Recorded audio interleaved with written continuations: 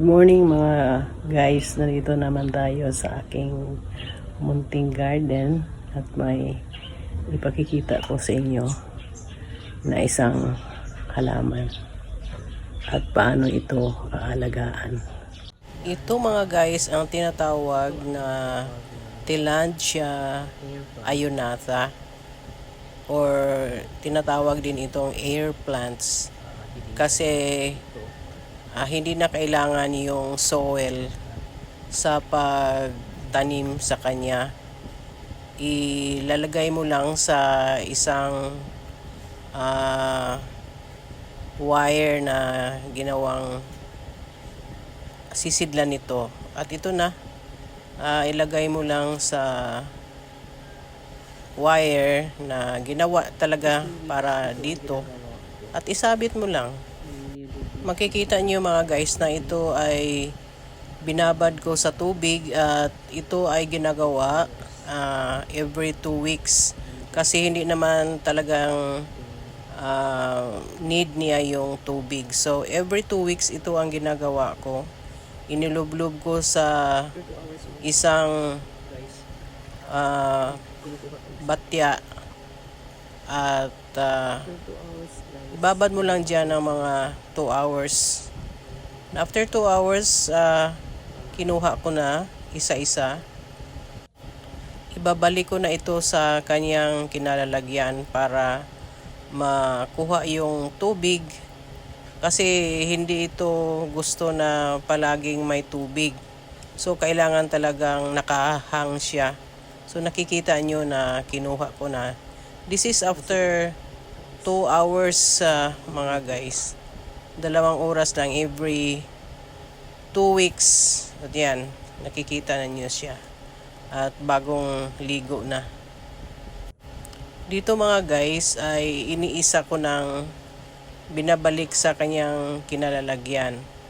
So dito lang ito sa aking munting garden. May isang party dyan na talagang inilalaan ko para sa hanging plants na to. Nakikita nyo na inaisa talaga yung binabalik at nahirapan ang lola nyo kasi mataas yung wire na kinalalagyan ng mga hanging plants na ito.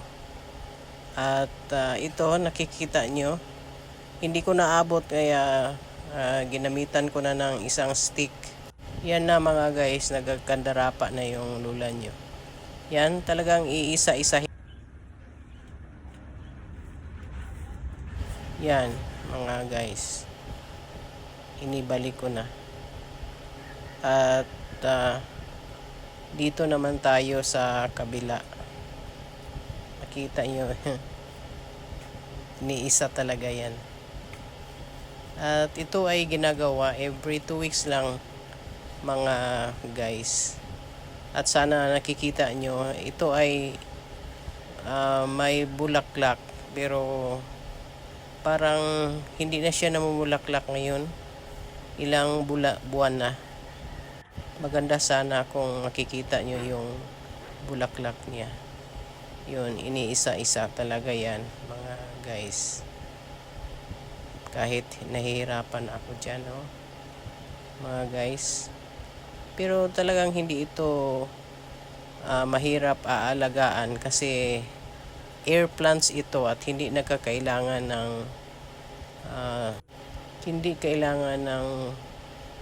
nadiligan siya ng madalas. Every 2 weeks lang ito ginagawa mga guys. Diyan, nakikita nyo ako. At ibinibalik ko lahat yan mga guys. Nabili ko lang ito. Bili ko ito sa Cagayan de Oro mga guys. Ilang taon na ang nakalipas at nandito pa rin yung mga air plants ko. Mabuti itong gawing decoration. Especially sa December kung may bulaklak na ito. At ihang lang siya. Kahit sa Christmas tree mga guys. Yan. Iniisa-isa talaga yan mga guys.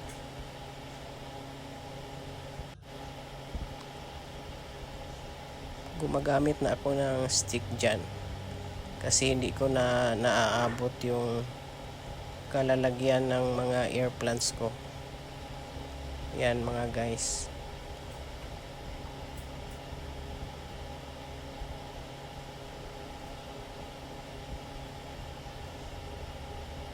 Mahirap talaga yung walang videographer, no?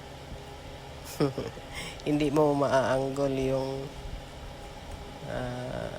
posisyon mo sa camera. Yan, natapos na yung dyan na parte mga guys.